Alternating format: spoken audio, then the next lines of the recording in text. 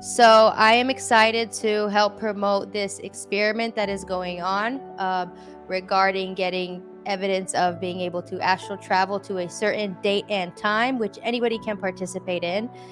So I will let you introduce yourself and introduce what is going on so that people can become aware. Excellent. Thank you. Actually, glad to be able to have this opportunity to introduce this project, this experiment. My name is Michael Kundu, and I have been a student of the paranormal for probably over 45 years. And it started way back when I was in my early teens. I actually became a member of the Society for Psychical Research out of the UK.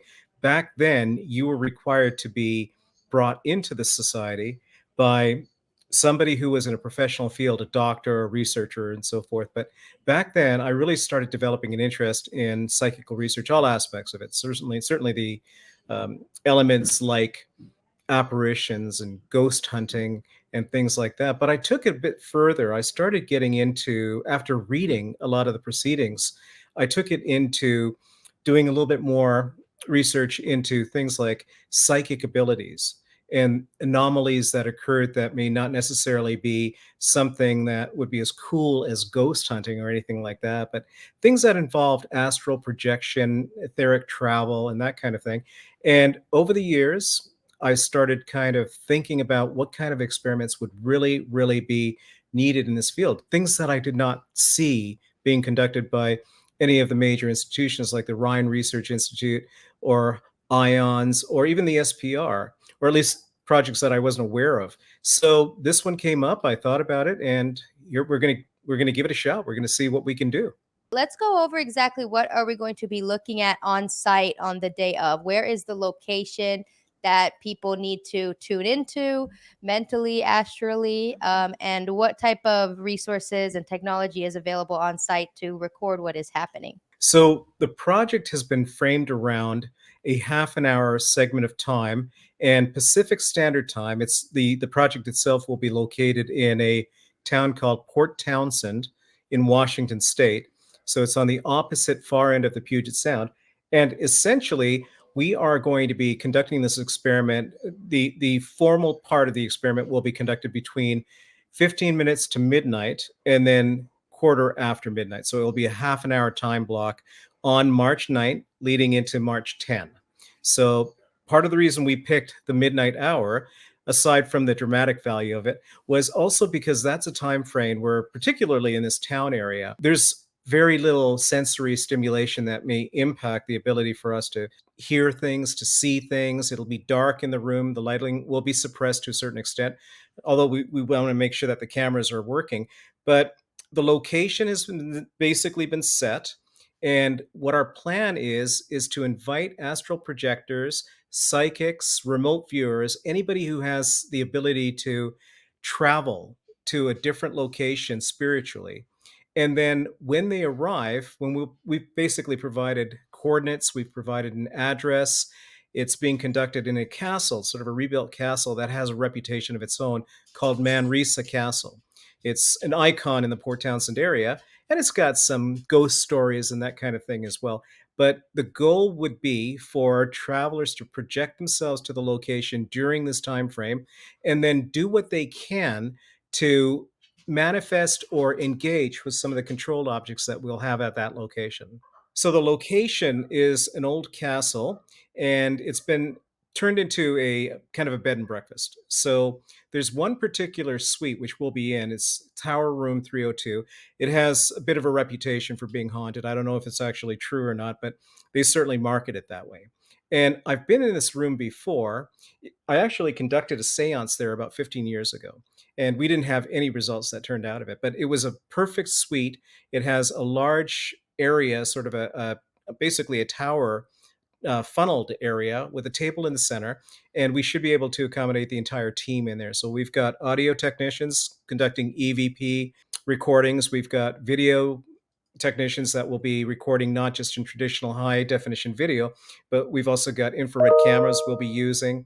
And then we've got a number of documentarians who will be doing things like taking electromagnetic field readings. They'll be checking temperatures, and they'll be doing a bunch of different things to kind of record whatever might occur, any anomalies that may occur. The control objects that we're going to be using for this experiment include things like a dish with dry ice in it. So there'll be basically a cloud of vapor, which, even if there's a slight movement in the room and the windows will all be closed, that the vapor can move. And I'll light it with a very different amounts of color as well, so that if there is something detected, we can actually see that. We'll have a pendulum on site as well that can be artificially moved. We'll have candles that can flicker.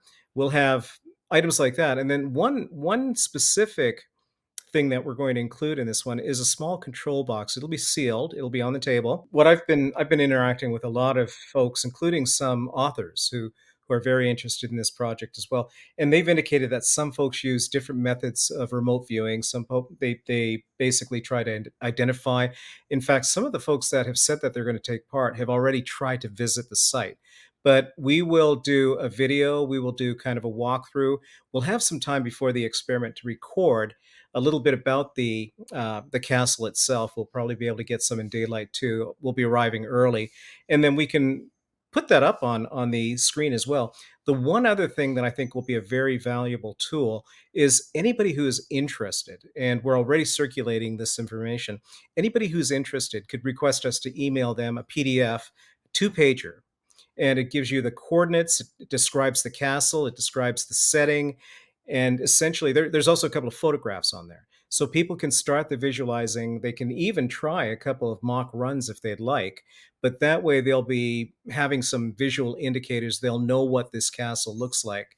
And again, that's available as a PDF. Folks can reach out and they can request that in advance. It also talks about the control objects on the table and that sort of thing. We basically want to empower people with all the information that they might need before the experiment. So when they conduct the experiment, they'll be able to know that they're in the right place. This is kind of interesting. And I'll start with this very brief but interesting story. I worked, one of my previous jobs was with the Department of Homeland Security. And I worked with an individual, chap named Mike Howard, years and years ago. He was a public information officer, very interesting character. He and I got along on a lot of different things. We had a lot of similar interests, and one being the paranormal. And he shared with me, this is an older chap, he shared with me an idea that he had. And I'll have to say that this experiment it's kind of a derivative of his idea. And the idea wasn't so much an experiment, but it was a concept. It was an idea. It was a notion that he had. And he said, basically, I'll kind of paraphrase what I recall the conversation being, but he said, Michael, imagine if you took out a bunch of newspaper ads, a bunch of, in this case, social media that we're doing now, a bunch of advertisements basically saying that you're going to be in one location at a predefined time, date, and you would be in there. And he actually said alone. But in this case, we're not doing that element. And he said that you project that and you put it out there to the world.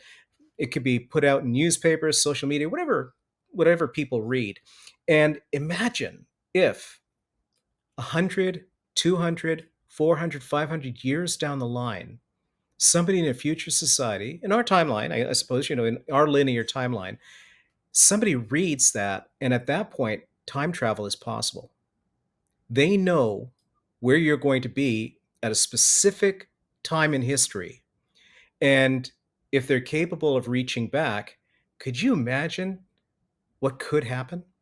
I started thinking about that and I thought, that's an incredible concept. That's a great idea. So I kind of derived this experiment from that by doing all kinds of publicity about the location, the time. I had no problem defining the parameters. And by the way, I will say that we don't want anybody to physically come to the site. This is supposed to be exclusively projection. And we will have a few folks that will be working a security detail to prevent them coming into the suite when we conduct that. But all of these opportunities, because we know the media we're projecting right now, we know this ad that happens to be on the screen, all of that will have an incredibly long shelf life. So maybe in the future, maybe there are people who will develop the ability to time travel, to slip back in time. And again, so even the folks we're not advertising to now, who knows? In the future, we might have somebody say, hey, you know what? I'm going to try to travel back and join this experiment. So it's science fiction in a sense. It could be science fact. We don't know. But the whole notion behind that is really romantic. It's also really scientifically intriguing. And that was actually kind of an additional element to this project that I thought would be really cool if somehow it had the shelf life. And in the future, if something like this was possible, we might even get an encounter or a visit or manifestation from somebody from a different timeline. We've got a good team. We've got people who are very talented using different technologies and people who are, I guess, reasonably skeptical, but also focused on believing that their minds are open to the prospect that something could actually be happening and we might be able to record something. And even if the evening goes quiet, we don't have any manifestations, the idea is that we're moving forward with the kind of experiment that really is robust enough. It's got enough rigor that can be emulated by a lot of other people. And if we don't have results, hopefully somebody else might have results if they do the same sort of thing too. I'm really glad about the team that we assembled. I think we've got some really talented people. We have written papers about this, so this isn't just going to be a quick pulp paranormal experiment. This is well defined. We've written papers. There's some papers on academia.edu. I've got all kinds of really strong protocol for the different players, and we're trying to approach this as a scientific project. We really are. We want to make sure that we've got everything covered and it's credible. And then whatever happens afterward, we'll be issuing a report. And there are some notable people in the paranormal industry that are interested in seeing that report. And again, even if nothing happens, I think we're going to be setting a standard for future experiments. You don't have to have fancy experience or consider yourself an advanced astral traveler. Anybody can try to do this. It'll help the results regardless. And I just wanted to quickly go over the time zones again. So it's going to be 11:45 p.m. Pacific time, and then if you're near London time, it's going to be around 7:45 a.m. on the 10th. And then for Australia, it's also around 5:45 p.m. on the 10th. So on my website and everything, I will outline the time zones again, the general time zones. So please double check your time zones if you plan on participating. And because we'll be broadcasting, they'll also be able to check in on the web and see whether we're proceeding or not. We'll probably, and we can talk about this, but we'll probably start the preparation and maybe start the broadcast while we're preparing. That might be an interesting behind the scenes look as well. But that way people can sign on, they can see that we're prepped, and we can constantly do the countdown or so. But I think, the point that we've got folks from other countries that are taking part in this as well. I've got a lot of interest from England. I've got some interest in Germany, Australia, quite a bit of interest as well. And I think the challenge that these other countries across the Atlantic will be facing, or the other way across the Pacific, if you're talking about Australia, is that even though our time frame is at a point where there's sensory deprivation because it's midnight, some of these other countries will require people to try to project bright morning hours where there's bright light and so forth. But I do think that it's still capable. It's sometimes these logistics are difficult to overcome. You just have to compromise. But I would love to have folks from all over the world try this. It is a international effort, and we would love to have folks even pipe in the comments if they're not projecting but they're watching and give us their thoughts. And of course, everybody's eyes count. There might be things happening in the room that we won't see, but the folks who are watching might notice something. And that's what we're hoping, that folks will pipe in on the comments and say, "Hey, what's that behind you?"